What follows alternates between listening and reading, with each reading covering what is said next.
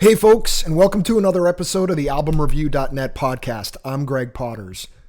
Thanks to all you listeners out there for your interaction and feedback. Your feedback is much appreciated, and it helps me to always improve. We are deeper into fall now as we approach October, and as many of you know here in America, October is Halloween time. It's time for everybody to break out their pumpkins, their orange, their scariest costumes, and binge watch your collection of classic horror movies. I know for me, this is my favorite time to dive deep into my horror movie catalog. Ever since I was a kid, in addition to listening to heavy metal, I loved watching scary movies, and I'm not necessarily impressed anymore with the standard murderer on the loose going after teenagers formula. I like films that really make you think.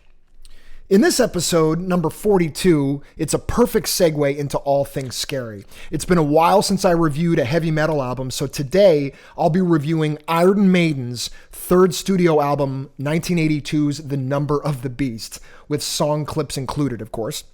Remember, you can read my reviews and listen to any of my podcast episodes by going to albumreview.net. These episodes can also be heard wherever podcasts are available. Please follow my podcast on your preferred platform so you can get a regular update on new episodes. Also, if you guys would be so kind to pop a quick review or rate the podcast, that really helps the needle move and get the word out there. In addition to listening, you can read over 45 written reviews at albumreview.net and pick up merchandise from your favorite bands. I also have the bookstore where you can pick up music autobiographies in addition to the many books of published authors that I've had here on the show. So go check it out.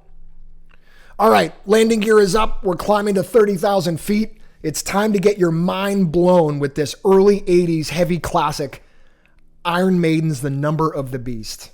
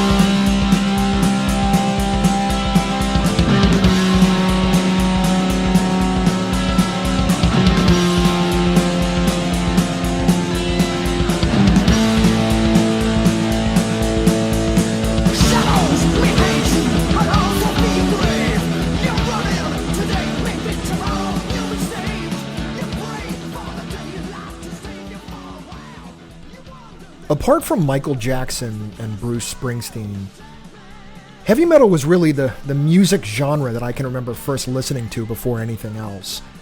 There was something about the speed, the volume, the long hair, and the attitude. After a lot of deep thought, I surmised another reason I was drawn to heavy metal was because I can remember being frequently frustrated as a kid and, of course, as a teenager. This is interesting. I think most teenagers go through this, but at 12 and 13 years old, instead of going to the gym or the boxing ring to get my aggressions out, I'd retreat to my room, throw on a loud heavy metal album of my choice, bang my head, and within seconds, all the frustrations melted away. It was really, and still is, truly therapy for me. Now, we all need something to make us feel cozy and comfortable, right? We all need something to make us feel at home. Heavy metal always did that for me. I was never much into death metal, as much of the music there focused on Beelzebub, which is not really my thing. However, there was a band from East London called Iron Maiden who had guts. They had balls. And one thing many heavy metal bands don't get enough credit for is Iron Maiden had and still does have talent, significant musical talent. Although many of Maiden's songs and album covers have references to demonism, the band addresses their reasoning for this, which I will touch upon a little bit later on in this podcast. Iron Maiden, originally formed in 1975. So yeah, they're freaking old school if you ask me.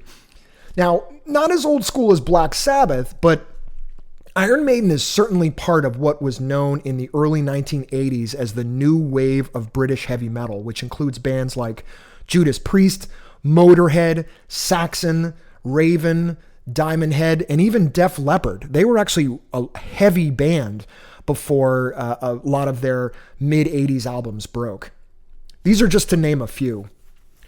Jeff Burton, a journalist for a music newspaper in the UK called Sounds, is noted as the person who coined the term new wave of British heavy metal in 1979. He thought this term was a perfect description of the music coming out of the UK in the late 1970s and early 80s that really embodied heavy metal of the 1970s, like UFO, Deep Purple, and Black Sabbath, and this fused it with the force of punk music to result in a faster, heavier, more aggressive style of metal. These bands usually wrote songs about mythology, horror, death, or fantasy, in some cases all combined to one. Released on March 22nd, 1982, The Number of the Beast is Iron Maiden's third studio album. It was produced by Martin Birch, who was well known for also engineering and producing albums for Deep Purple, Blue Oyster Cult, Whitesnake, Rainbow, Fleetwood Mac, and Black Sabbath. I chose to review this album today for a whole host of reasons. Let me dive into what some of those reasons are. First, since the initial time I heard their live double album, Live After Death, Iron Maiden was on my radar, for they have by far the best artwork on every one of their albums, which each cover in the 1980s and early 90s was designed by painter Derek Riggs, featuring the band's mascot, Eddie. Created by Riggs, Eddie is a grisly, Halloween, skeleton-looking figure with flashing red eyes and a mouth that spits smoke and blood. If you've been to a Maiden show, you know Eddie makes a regular appearance and is featured on every album cover. His ghastly face graces millions of Maiden t-shirts, posters, and action figures, among other merchandise. Even if you don't listen to Maiden or know much about them, I'm betting hard money you've seen a picture of Eddie somewhere. Now, beyond the merchandise lies the real reason Maiden still packs massive arenas in an industry largely dominated by hip-hop, country, and pop these days. And what is that? Incredibly kick-ass live shows. I've seen them 3 times in concert and cannot express this enough. The Number of the Beast was also the first album lead singer Bruce Dickinson appeared on. Dickinson replaced original singer Paul Di'Anno after the band's second album, 1981's Killers. In my opinion, when you listen to Di'Anno's voice and Bruce's voice, there is no comparison. Di'Anno is a good metal punk singer, but Dickinson is and was a true, professionally trained singer-songwriter with a voice that could be low and high, bringing the house down at every arena, every night with his loud screams, even today on tour at age 64. The music on Number of the Beast is fast, heavy, and in your face. Band founder and bass player Steve Harris had a vision. He wanted to be faster than the UK and American bands of the 1970s. Sing less about hot girls and cars and more about spirits, ghouls, goblins, and, well, let's face it, death. For you Dungeons and Dragons haters, before you go running for the hills, no pun intended, Maiden's music is also about war, destruction, resilience, patriotism, and fighting back. Does that bring you all back? Sometimes their imagery gives onlookers the wrong message, for Maiden is swift, mathematical, musically gifted, well-educated, very passionate about their writing and their fans. All band members have been asked countless times about whether their band is a group of devil worshippers, and they always give the same answer each time. It's all about the drama, the lore, the story, and really shock and awe. Throughout history, especially in the UK, society was made up of heavy Christian societal conditions. In the late 1950s and into the 60s, the anti-establishment genre pushed back against a lot of what the Christianity image was about. That people generally believed in things like absolute good and absolute evil. Many heavy metal bands, including Maiden, were adopting satanic imagery to shock people.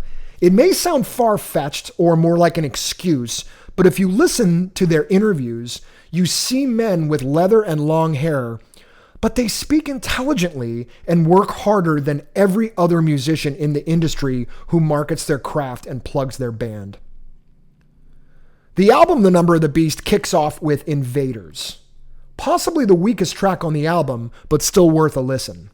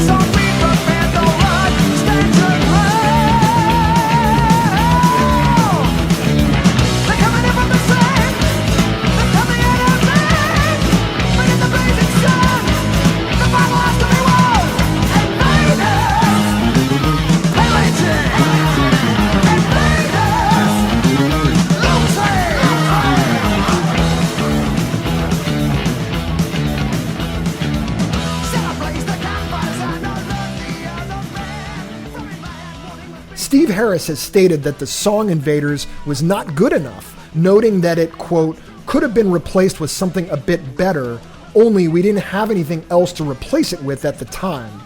We had just enough time to do what we did, and that was it, end quote. Originally, Invaders was a rewrite of an earlier song called Invasion, and the resulting LP, recorded and mixed in just 5 weeks, is one of metal's all-time milestones. Things pick up a lot with track 2, Children of the Damned.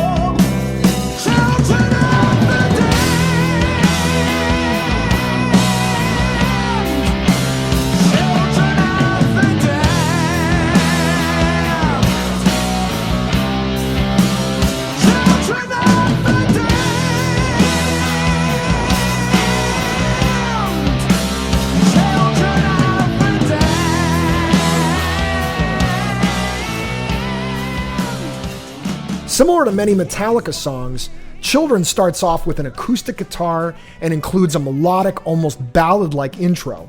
The song then moves into heavier mode and picks up, bringing the house down as the family of anthems on Number of the Beast really begins.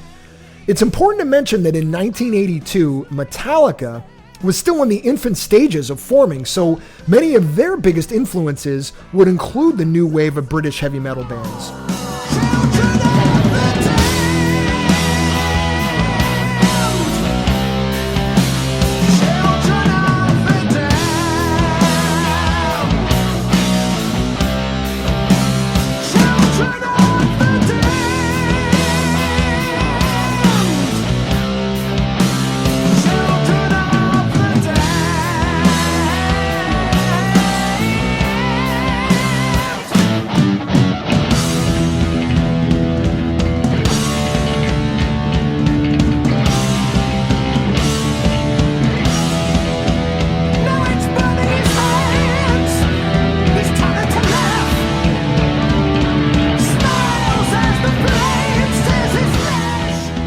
On his last radio show for BBC Radio 6, lead singer Bruce Dickinson was on a segment in tribute to the late Ronnie James Dio, the classic metal singer for Black Sabbath. After Ozzy's departure, he was also a part of Rainbow and Dio. On this show, Bruce noted that The Children of the Damned was inspired by Sabbath's song Children of the Sea. Now, this was 30 years before smartphones and phone flashlights, so break out your Bic lighters for this next track. The Prisoner has an anthemic chorus that every audience member sings along to during these live shows. The song was inspired by a British TV show with the same name. The track begins with a dialogue from the show spoken by British actor Patrick McGoohan. We want information. Information. Information. Who are you? The new number 2. Who is number 1? You are number 6. I am not a number. I am a free man. The recording is of McGoohan's character known as Number 6. During one episode of the show, he lands in prison that is disguised as a holiday resort and spends the entire series trying to escape from this mysterious prison community called The Village. You may recognize Patrick McGoohan as King Edward I in the 1995 classic film Braveheart, one of my favorites. Iron Maiden had to get permission from McGoohan to use the audio clips during their song, and McGoohan happily obliged.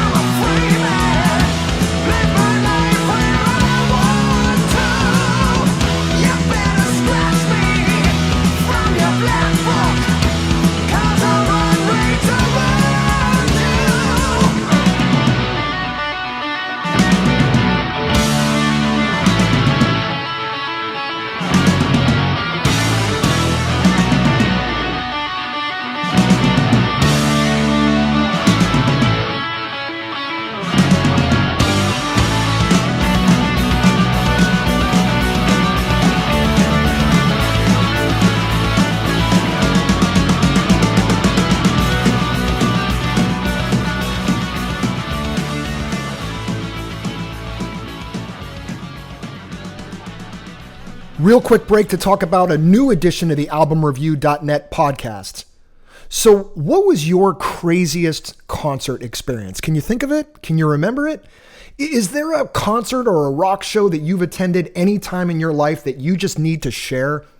Well, the AlbumReview.net podcast is doing a segment called Band Fanatics, where we interview music fans on the podcast as they share their most insane concert experience. So how do you submit your story? Send a message to gpotters@albumreview.net. That's GPOTTERS @albumreview.net. Or you can message me directly on Instagram @albumreviewnet. Tell us briefly about your crazy concert experience. It can be anything. It just needs to be wild. And we'll get back in touch with you if your story's right for the podcast. Come be a part of the Band Fanatics podcast, part of albumreview.net. Looking forward to hearing from you guys. 22 Acacia Avenue, the second song in the Charlotte the Harlot saga, is a longer track at 6:38. Charlotte the Harlot is also a song from the band's first album in 1980.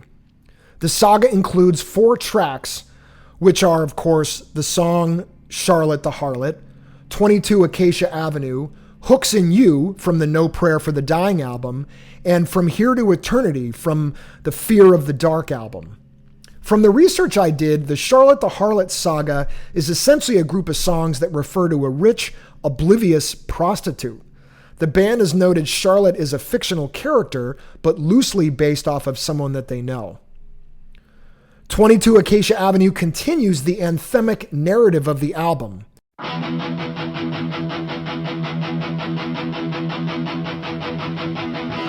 If you're feeling down, depressed and lonely, I know a place where we can go. 22 Acacia Avenue. Meet a lady that I know. So if you're looking for a good time, and you're prepared to pay the price, 50 quid is all she asks for. Everybody's got their price.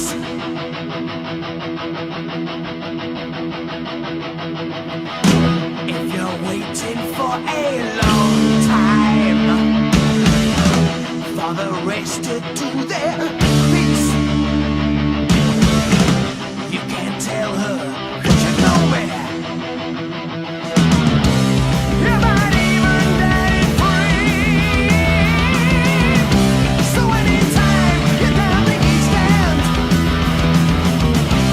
don't you hesitate to go. You can't take my honest word for it. She'll teach you more than you can do.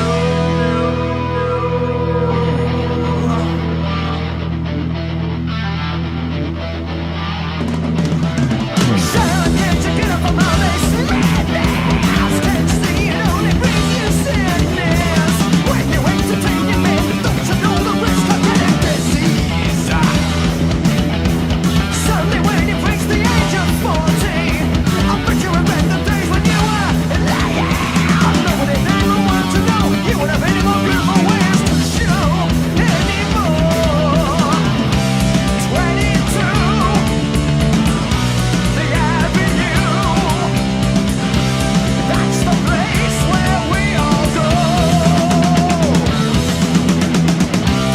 You will find it's warm inside, red lights burning bright tonight. Charlotte, isn't it time you stop this mad life? Don't you ever think about the bad times? Why do you have to live this way? Do you enjoy your lay always in the pain? Sometimes when you're strolling down the avenue, the way you walk it makes me think of having you. When you're walking down the street, everybody stops and turns to stare at you. 22, the Avenue.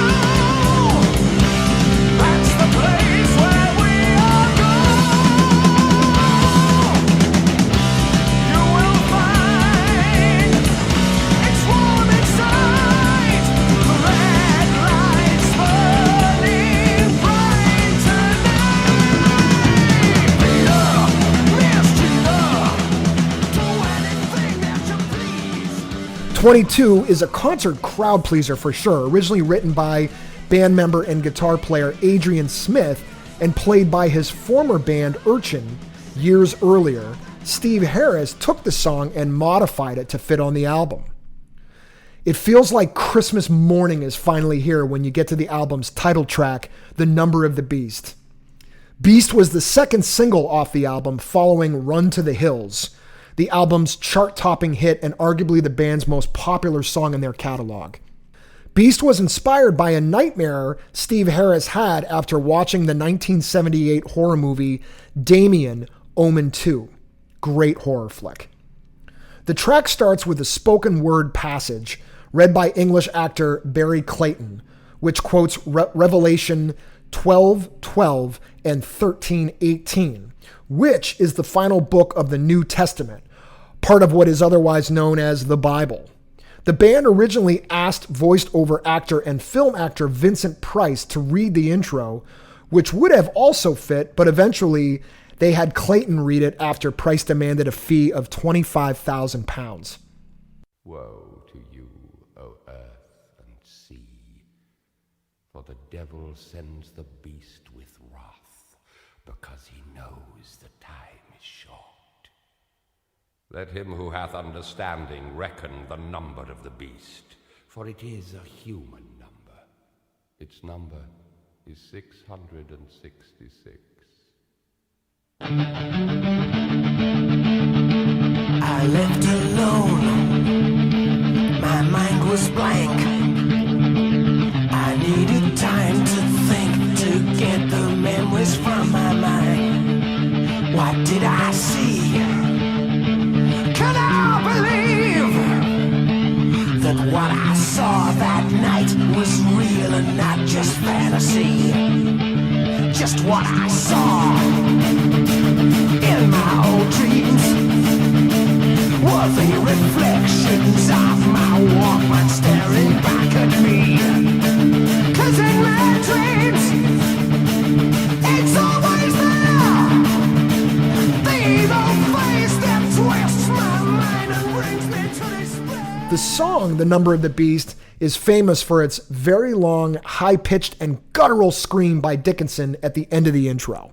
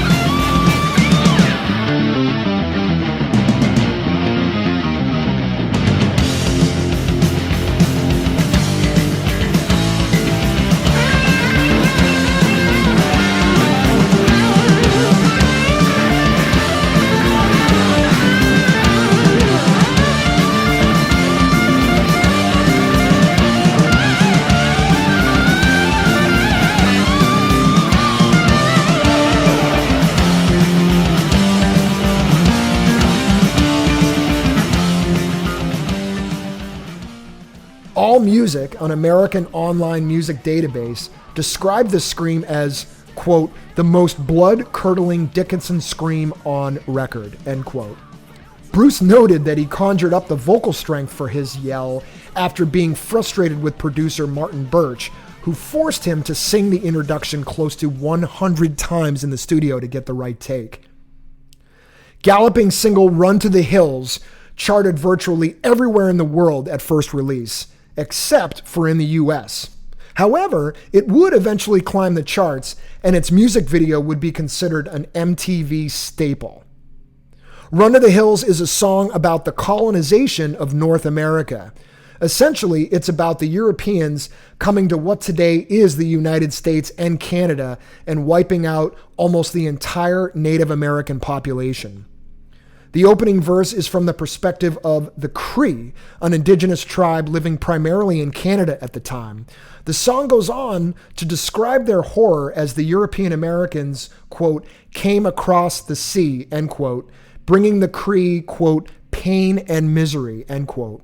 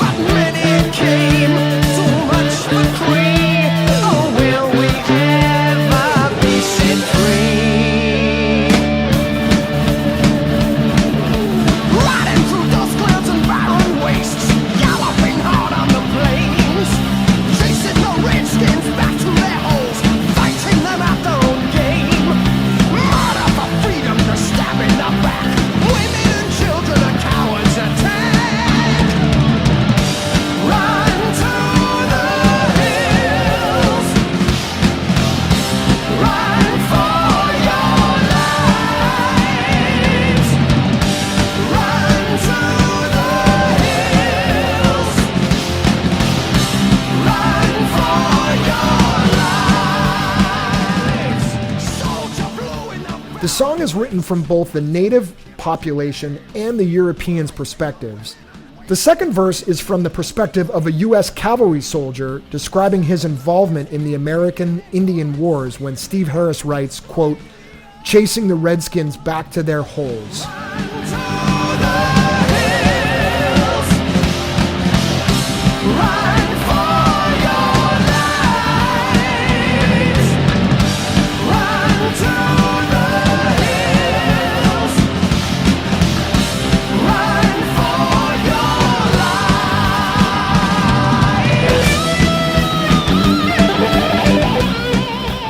The third verse is not from the perspective of any particular group and vehemently condemns the effects of American expansionism on the natives.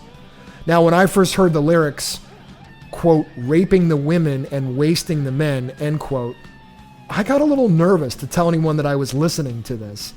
But I later learned Harris wrote this song telling a story. This wasn't a representation of something the band was set out to accomplish, of course. They really wanted to tell this story. It's also important to call out Steve Harris's bass playing, for Harris could be the fastest bass player in metal. Along with Metallica's Cliff Burton, who may be metal's best. Okay, maybe Geezer Butler. No, it's Steve. I always have this problem. Now, the album closes with "Hallowed Be Thy Name," an epic signature song.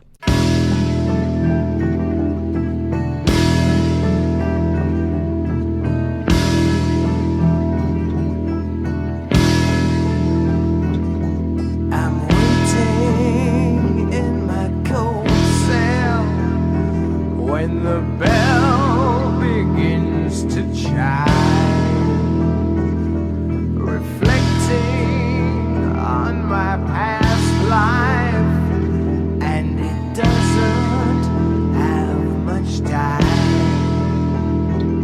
'cause at 5 o'clock they take me to the gallows pole.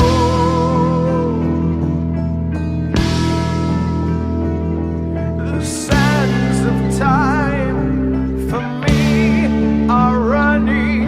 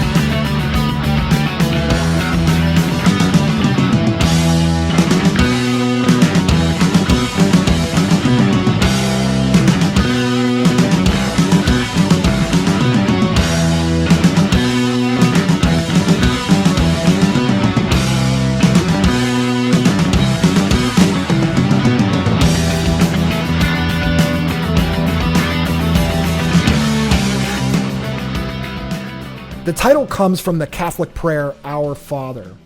The song is a first-person account of a condemned man who's about to be executed. He can't understand why he's scared because he's certain his soul is immortal and will carry on after his death. The track would be the foundation and precursor to the song Rime of the Ancient Mariner, which is featured on 1984's Power Slave album. The band noted that Hallowed and the whole Beast album took them to a different level for sure. The band played the song live during the Beast on the Road World Tour that followed the album's release in 1982. And since then, it's been featured in the setlist of every tour with the exception of the 2012 through the 2014 Maiden England World Tour, and then during the second stint of the Book of Souls World Tour in 2016 and 17. I think it's important to mention that lead singer Bruce Dickinson is a stud in so many different ways. Not only is he 64 years old and still running around the stage like a 24-year-old, but he's singing as loud and with a voice range as he's never aged a day. Bruce also has a love for flying. Airplanes, that is. After getting his pilot's license back in 1991, Bruce started chartering planes for personal use and for friends. He then obtained his commercial pilot's license and was hired by Astrius Airlines, I hope I'm pronouncing that correctly, achieving a captain rank and later flying goodwill missions around the world. Get this, picking up British citizens in troubled countries during times of war. Who else does that? Bruce even flew to Afghanistan in 2018 to pick up pilots who were trying to flee. Seriously, who else does that? In 2008, Iron Maiden was in the market for a large airplane to use for their Somewhere Back in Time world tour. The band rented a 747 from an aircraft charter company, Air Atlanta Icelandic. They needed an aircraft that had enough space to transport all the group's stage gear and show materials, as well as the band itself and its crew members. Normally, a Boeing 737 or 757 would do the trick, but because this is one of the biggest tours in the world at the time, extra cargo capacity was required. The band would take this plane they named Ed Force One all around the world, flying to shows in India, Australia, Japan, Europe, Canada, throughout most of South America, and ending the tour in the US. And guess who flew the plane? Surprise! Bruce did.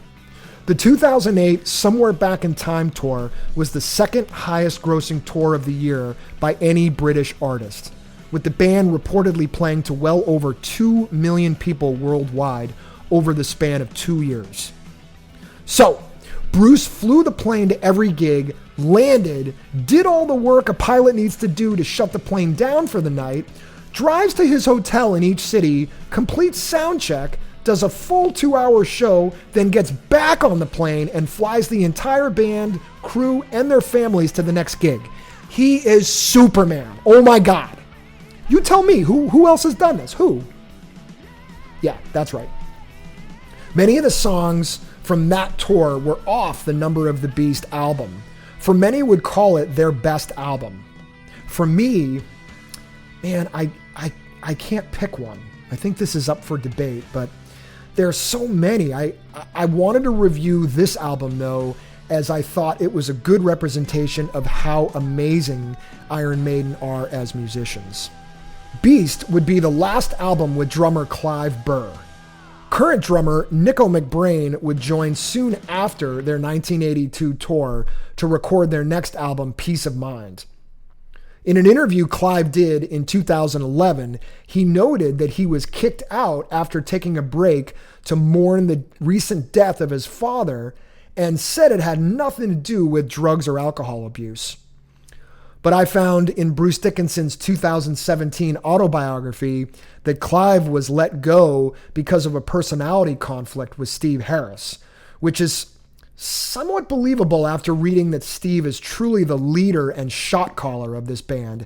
He's the primary songwriter and makes 99% of their decisions. So if you're a Maiden fan like me now, or even if you just remember this from Bill and Ted's Excellent Adventure, put them in the Iron Maiden. Iron Maiden?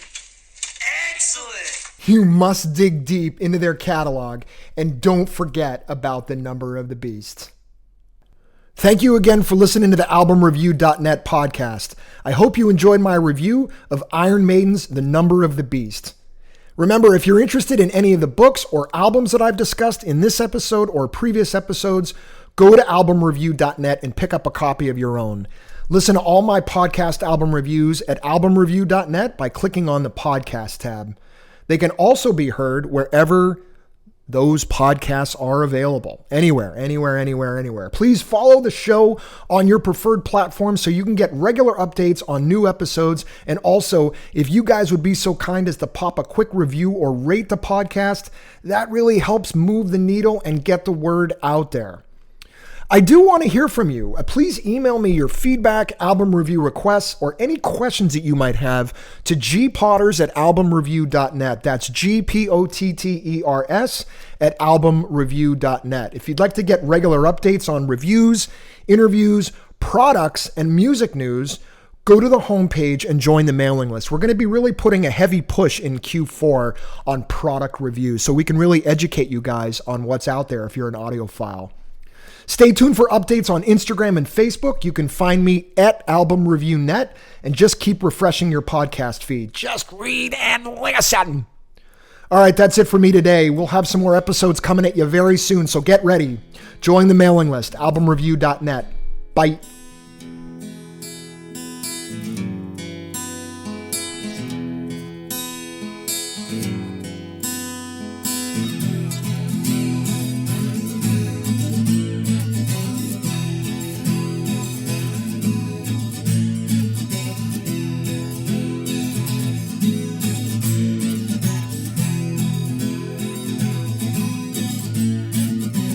Take a trip down by the highway. Take a trip down by the highway. Take a trip down by the highway. Take a trip down by the highway. Take a trip down